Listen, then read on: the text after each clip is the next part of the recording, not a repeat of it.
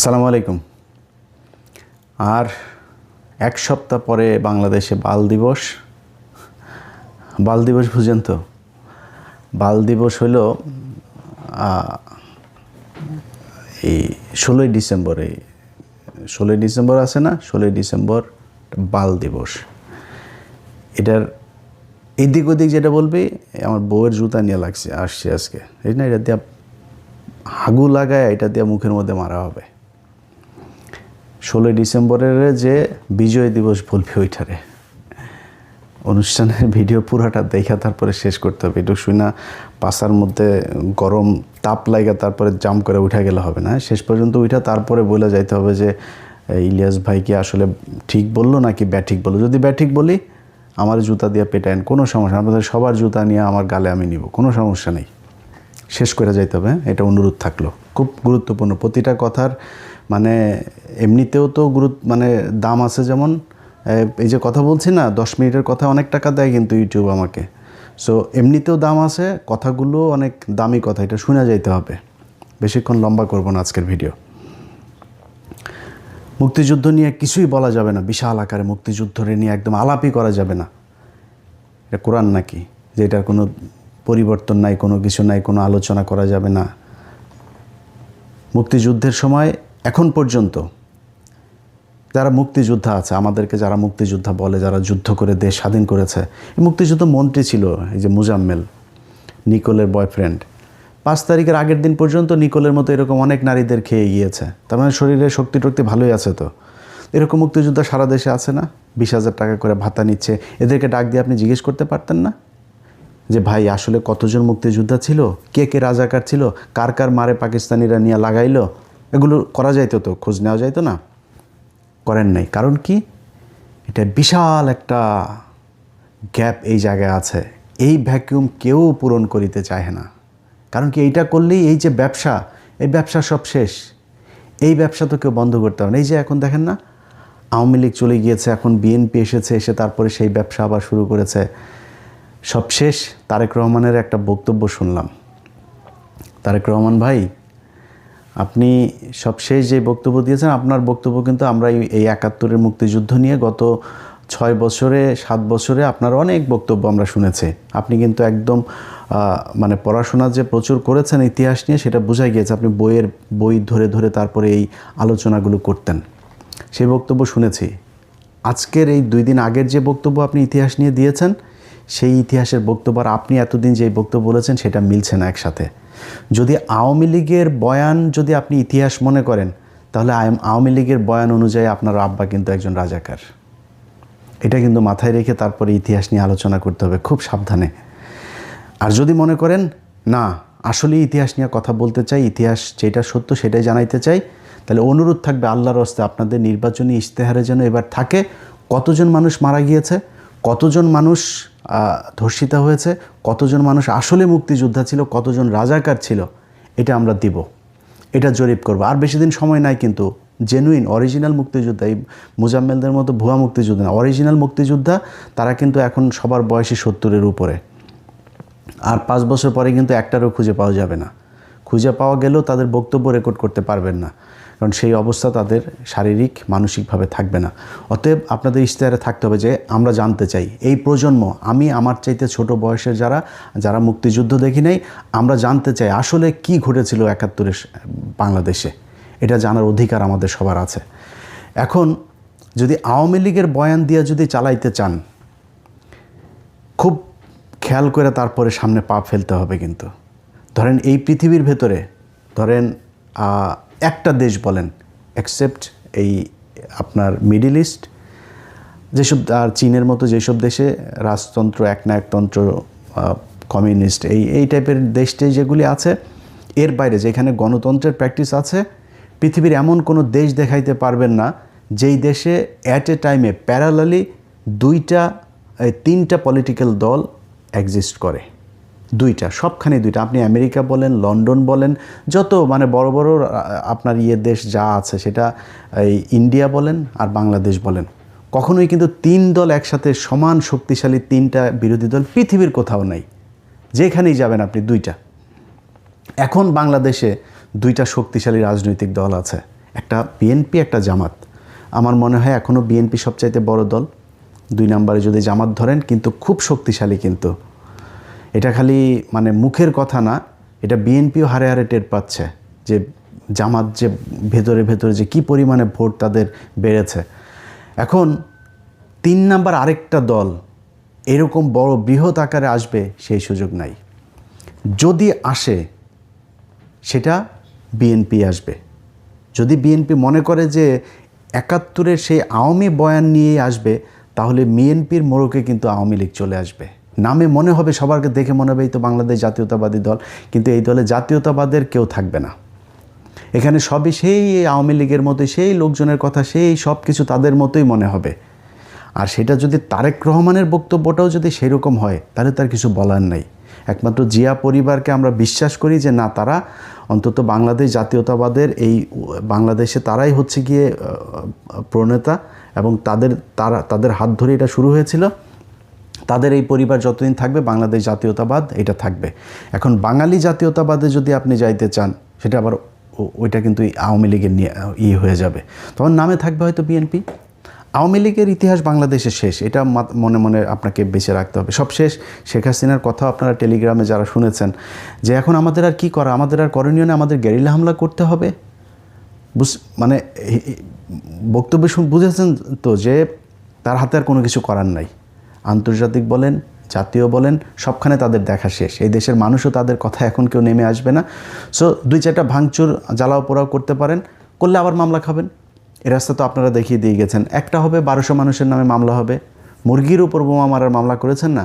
So এই রাস্তা তো আপনারা দেখিয়ে গিয়েছেন। পুলিশকে সেই ইকুইপমেন্ট দিয়ে গিয়েছেন। আড়ি পাতা দিয়ে এখন স্বরাষ্ট্র উপদেষ্টা সরাসরি বলে আড়ি পাতা হবে। আপনারা এগুলো করে খুব বেশি সুযোগ সুবিধা নিতে পারবেন না। সো বিএনপি, জামাতের জায়গায় থাকবে। জামাত যেহেতু উঠে গিয়েছে, জামাত তো এখান থেকে উপরে উঠবে, নিচে নামবে না। তো এখন আপনারা কারা থাকবেন? বাংলাদেশ জাতীয়তাবাদ থাকবেন না বাঙালি জাতীয়তাবাদ থাকবেন? সেটা হচ্ছে আপনাদেরকে ডিসাইড করতে হবে। যাই হোক, বিএনপিকে খুব বেশি নসিহত করতে চাই না, বিএনপির নিজস্ব ব্যাপার।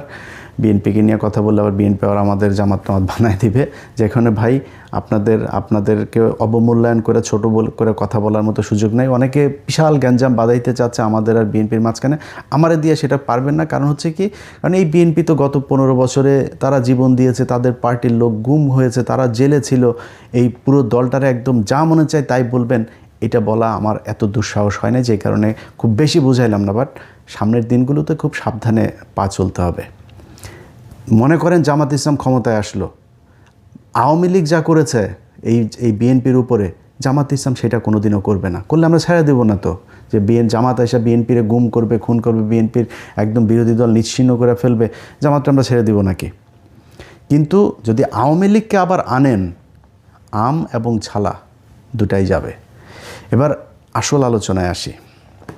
আজকে আমার এই বাম সাইডে আমার বউয়ের জুতা দেখাইছি না আগে, এই জুতাটার পাশাপাশি আরও একটা জিনিস আমার কাছে এনে রেখেছে, এইটাও আপনাদের একটু দেখায় তারপরে অনুষ্ঠান শেষ করব। আজকে পিনাকিদার মতো আমার এডিটর সাহেবদেরকে একটু বলবো যে একটু কাজ করতে। এটা হচ্ছে আমাদের আপনার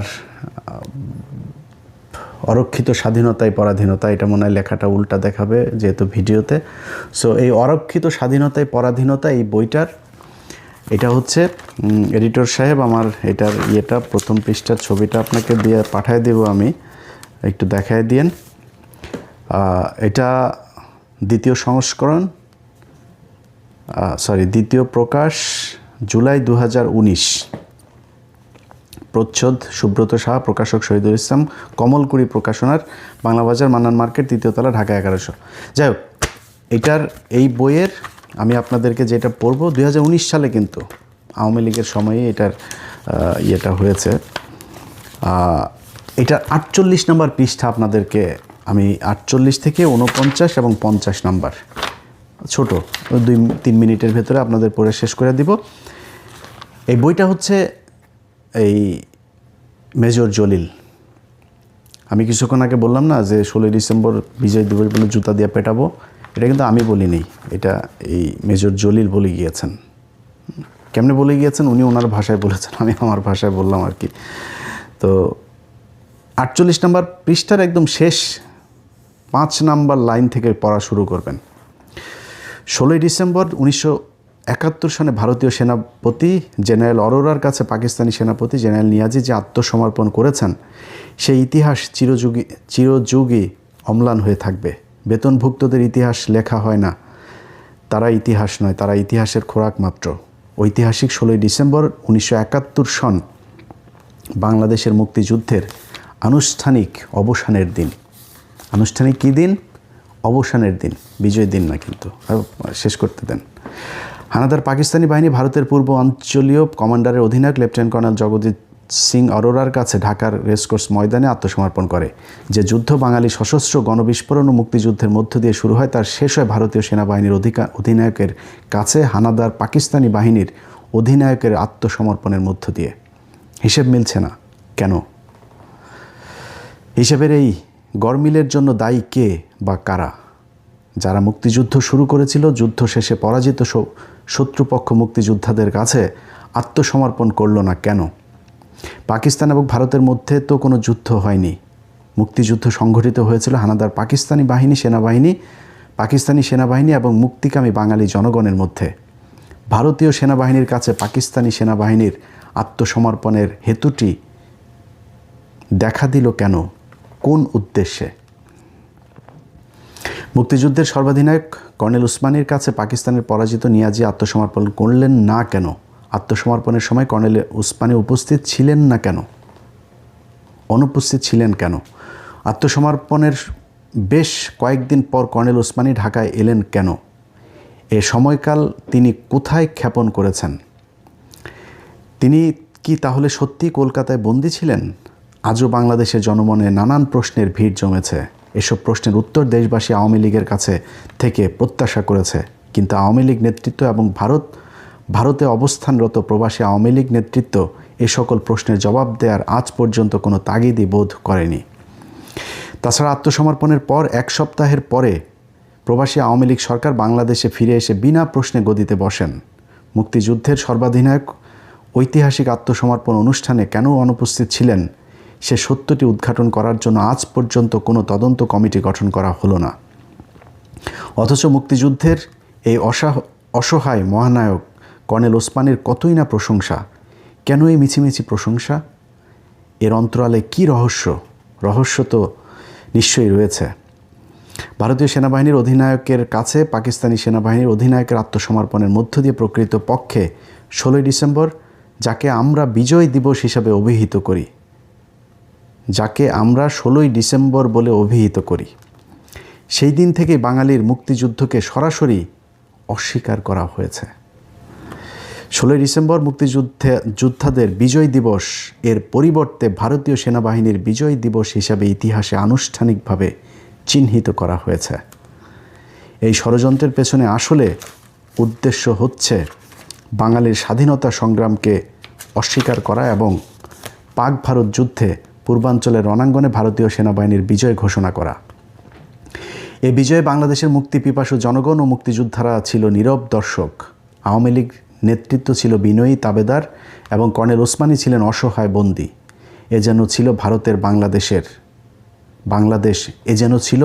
বাংলাদেশ বিজয় এবং আওয়ামী লীগ সরকার এ নববিজিত ভারত ভূমির যোগ্য লিজ গ্রহণকারী সত্তা। সুতরাং যেমন সত্তা তেমনি তার শর্ত, আর যায় কোথায়? এ তো গেল 16 ডিসেম্বরের সম্পর্কে কিছু কথা। অনুরূপভাবে 17 ডিসেম্বর তারিখে খুলনায় সার্কিট হাউস ময়দানে পাকিস্তান সেনাবাহিনীর আনুষ্ঠানিক আত্মসমর্পণ পর্ব অনুষ্ঠিত হয়। 9 সেক্টরের অধিপতি হিসাবে আমি সেখানে উপস্থিত থাকলেও ভারতীয় সেনাবাহিনীর কর্তৃপক্ষ আমাকে একরকম জোর করেই পেছনের সারিতে ফেলে দেয়। বারবার প্রচেষ্টা চালানো সত্ত্বেও আমাকে সামনে আসতেই দেওয়া হলো না। আমার প্রতিপক্ষ ভারতীয় সেনাবাহিনীর মেজর জেনারেল দালবীর সিংকে দিয়েই সেই আত্মসমর্পণের নেতৃত্ব বজায় রাখা হয়। অথচ দালবীর সিংয়ের অধীনস্থ সৈন্যরা যুদ্ধক্ষেত্রে সবসময় আমার বাহিনীর অনেক পেছনে অবস্থান করত। মুক্তিযোদ্ধাদের দীর্ঘ 9টি মাসের অসীম ত্যাগ, তিতিক্ষা আর আত্মাহুতির মধ্য দিয়ে রচিত বিজয় পর্ব এভাবেই ভারতীয় শত্রু চক্র দ্বারা লুণ্ঠিত হয়ে যায়। সংগ্রামী লড়াকু বাঙালি জাতি প্রাণপণ যুদ্ধ করেও যেন বিজয়ী হতে পারল না। পারল কেবল অপরের করুণায় বিজয় বোধ দূর করে অনুভব করতে। বিজয়ের সরাসরি স্বাদ থেকে কেবল বাঙালি জাতি বঞ্চিত হলো না, বঞ্চিত হলো প্রকৃত স্বাধীনতা থেকেই।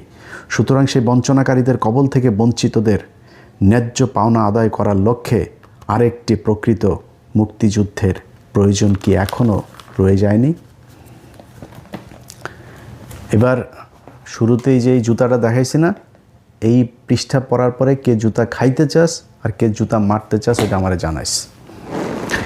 এই যে বইটা পড়লাম, এই বইটা একজন সেক্টর কমান্ডার, অনেক এই ভারতীয় চক্র এরা বলে থাকে যে 16ই ডিসেম্বর বাংলাদেশের সব সেক্টর কমান্ডাররা, মেজর জিয়া, তারপরে এই আপনার কর্নেল উসমানী যিনি সর্বাধিনায়ক ছিলেন, তারপর ওইদিকে তাজউদ্দিন ওরা থাকলেও বুঝতাম ওরা আমাদের দেশের লোক। সবাই নাকি আসতে পারেনি, অনেক দূরে দূরে ছিল। মেজর জলিল লিখে গিয়েছেন যে 17 তারিখ এই 16ই ডিসেম্বর ঢাকাতে যেটা রেসকোর্স ময়দানে হয়, 17 তারিখ খুলনা নবম এই সেক্টর, যেটা সবচাইতে বৃহৎ সেক্টর 1971 সালের, ওই সেক্টরের অধিনায়ক ছিল মেজর জলিল। তিনি ওইখানে ছিলেন। তো ওই অধিনায়ক হিসাবে ওইখানে তার নেতৃত্ব দেওয়ার কথা না, তার পেছনের সারিতে ধাক্কায় ফেলাই দিয়েছে। এটা হচ্ছে আমাদের বিজয়। মেজর জলিল লিখে দিয়ে গিয়েছেন আরেকটা বিজয় দিবস আমাদের প্রয়োজন। লিখেছে না, সব শেষ লাইনটা পড়লাম না, আবার পেছনে ঘুরে শুনেন। সেটা হচ্ছে 5ই আগস্ট। এই কারণে 5 আগস্ট আমাদের বিজয় দিবস। এখন ঘুরায়া পেঁচায়া মুক্তিযুদ্ধ নিয়ে কোনো কথা বলা যাবে না, মুক্তিযুদ্ধের ব্যাপারে কোনো কথা, মুক্তিযোদ্ধাদের নিয়ে কোনো কথা বলা যাবে না। তাইলে মেজর ডালিম কই, কর্নেল হুদা কই, মেজর কর্নেল নূর কই, কর্নেল এই ওই যে রশিদ কই, তারা কোথায়? তাদেরকে দেশে থাকতে দিস নাই কেন? যেসব মুক্তিযোদ্ধারা বাংলাদেশে যে বুকের মধ্যে যে ধনেটা লাগায় দিয়ে তারপরে ঘুরে না, শালারা সব ভুয়া মুক্তিযোদ্ধা। এই যে ভাব নিয়ে এসে এতদিনে যে আওয়ামী লীগের সামনের চেয়ারে এসে বসতো না 20,000 টাকা করে গেলে, অরিজিনাল মুক্তিযোদ্ধা, অরিজিনাল। অবশ্যই অনেক মানুষ সেই সময় এই 5ই আগস্টের মতো এরকম অনেক মুক্তিযোদ্ধা সেই সময় যুদ্ধে নেমেছিল। আসলেই তারা এই বৈষম্যমুক্ত একটা দেশ চেয়েছিল, কিন্তু তারা এই পাকিস্তানি শাসক গোষ্ঠীর থেকে সরে এসে ভারতীয় শাসক গোষ্ঠীর ভারতের ভেতরে ঢুকতে চায় নাই। তো পাকিস্তান কি করেছে? পাকিস্তান বাংলাদেশের বৈষম্য করেছে। কতটুকু বৈষম্য করেছে? পাকিস্তান এই দেশে সংসদ ভবন বানিয়ে দিয়ে গিয়েছে, কমলাপুর রেল স্টেশন বানিয়ে দিয়ে গিয়েছে। এর আগেও আরেকদিন বলেছি, এই ঢাকা বিশ্ববিদ্যালয়ের যে ইউনিটগুলো দেখছেন না, ঢাকা বিশ্ববিদ্যালয় প্রতিষ্ঠা হয়েছে 1921 সালে। এরপর আপনি আলাদা আলাদা এখানকার বিভিন্ন বিভাগগুলো দেখেন, প্রতিটা অনুষদ আপনি দেখবেন এই 1947 থেকে 1971-এর এই মাঝখানেই। আর 71-এ বিপ্লবী জাতিরা দেশ স্বাধীন করিয়া কি বাল ফালাইলো, তারা একটা খালি ডেভেলপ করলো। সেটা কোনটা? 1974 সালে। সেটা হচ্ছে চারুকলা একাডেমি, যেখানে সব বিজ্ঞানী এখন হয় যে কিসের গোয়ার মধ্যে কিমি ঢুকায় পয়লা বৈশাখে দেখেন না একটা শোভাযাত্রা বের হয়, এই রয়ের একটা হেডকোয়ার্টার এখানে বানালো। এখান থেকে নাস্তিক পয়দা হয়।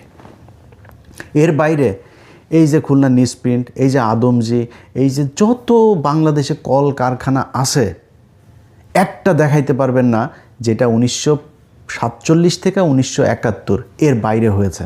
এর বাইরে কি হয়েছে? পাকিস্তানিরা যাওয়ার পরে আমাদের দেশের সব নিউজপ্রিন্ট বন্ধ, এইটা বন্ধ, ওইটা বন্ধ। এই যে এখন যেগুলি এই কেরুয়ান কোম্পানি দেখেন, সব লস। এই যে এখন বিদেশিদেরকে দিতে চায় না বন্দর, বিদেশিদেরকে দিতে চায় না আপনার এই বিমানবন্দর, দিতে চায় না কেন? লুটপাট করে সব জায়গায় লোকসান, রেলওয়ে লোকসান, বাস লোকসান, বিআরটিসির লোকসান, বিআরটিএর লোকসান, সব জায়গায় লোকসান। একটা কোনো মিল ফ্যাক্টরি করতে পারে নাই। তো পাকিস্তান বৈষম্য করে এই দেশে সব প্রতিষ্ঠা করে গিয়েছিল, আর ইন্ডিয়া আমাদেরকে স্বাধীন করে দিয়ে সব মিল কল কারখানা এই বইটাতে এর পরের আরেকটা আছে, টোটাল 7টা না 8টা যেন আছে। এই 8টার মধ্যে একটা যে ভারতীয় বাহিনীর লুণ্ঠনের যে চিত্র, সেটা মেজর জলিল লিখে দিয়ে গিয়েছেন। কিভাবে তারা এই দেশের মিল কল কারখানার হসপিটাল থেকে শুরু করে সরকারি বিভিন্ন জিনিসপত্র সব চুরি করে নিয়ে গেছে এই ভারত। তাদেরকে আমরা এখন, তারা হচ্ছে আমাদের বন্ধু, তারা আমাদের দেশ স্বাধীন করে দিয়ে গেছে। আর ব্যাপারটা 16ই ডিসেম্বর সব ভারতীয় লোক, একটা বাংলাদেশের লোক রাখতে পারিস নাই তুই? এই যে ছবি আপনারা দেখেন 16ই ডিসেম্বরের, একজন বাংলাদেশের মানুষকে সেখানে থাকতে দেওয়া হয়নি। ভারত পাকিস্তান যুদ্ধে 16ই ডিসেম্বর ভারত বিজয়ী হয়েছে, 5 আগস্ট বাংলাদেশ বিজয়ী হয়েছে। এই কারণে 5 আগস্ট আমাদের বিজয় দিবস। এই 71 বেচা যারা খাইতে চাবে, গালের মধ্যে জুতা দিয়া পেটায়া, হাগু লাগায় জুতা দিয়া পেটানো হবে। সুদানির ফুয়ারা ইয়ার কি মারাও না। 16ই ডিসেম্বর আর 71 শেখ মুজিবকে নিয়ে আপনারা উত্তেজিত হয়েন না, উত্তেজিত না হয়ে চুপচাপ থাকেন। এই যে শাহরিয়ার ভাই দেখেছেন না, পদে আগুন লাগিয়ে দিয়েছে। এদের পদে আগুন এই চাপাবাজি করার দরকার নেই ভাই। বই দেখায় দেখায়া মুক্তিযোদ্ধারা যে বই লিখে দিয়ে গিয়েছে, তাজউদ্দিনের মেয়ের বই যদি পড়েন, আওয়ামী লীগের লোকের 90% ইমান চলে যাবে।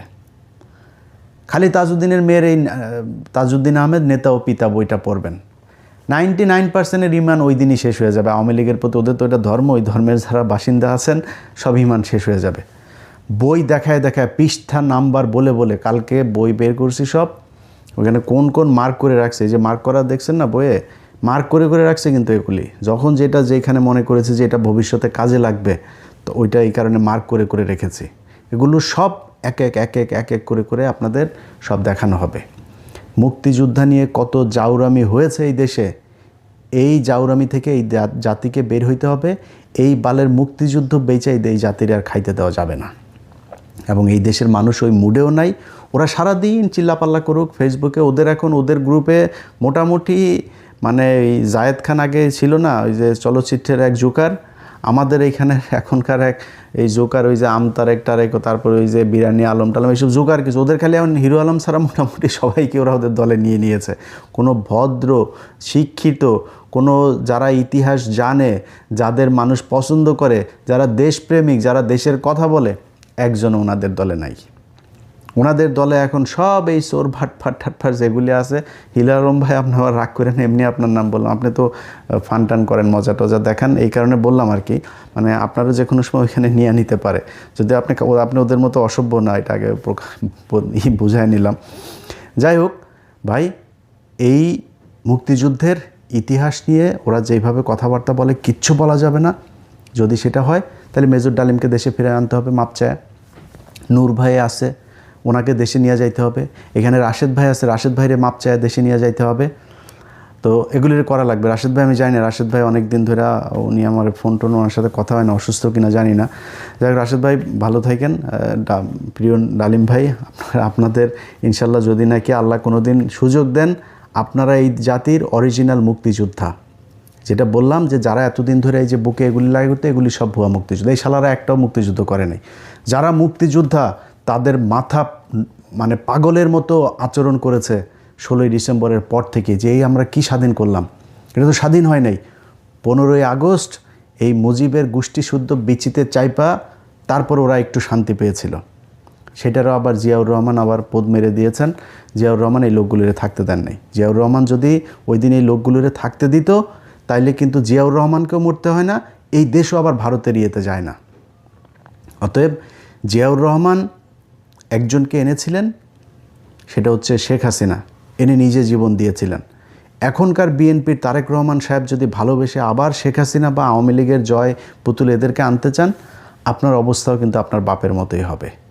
অতএব খুব হিসাব করে লস কতটুকু করবেন। হ্যাঁ, আপনি এবার হয়তো ক্ষমতায় না আসতে পারেন, পরের বার আসবেন, দল গুছান, ভালো করেন, ভালো। আপনি জামাত ইসলামের তো ভুল আছে, দোষ আছে, সমস্যা আছে, সেগুলি তুলে ধরেন। আপনারা পরের বার আসবেন, মেরে ফেলবে না, মাজা কোমর ভাঙ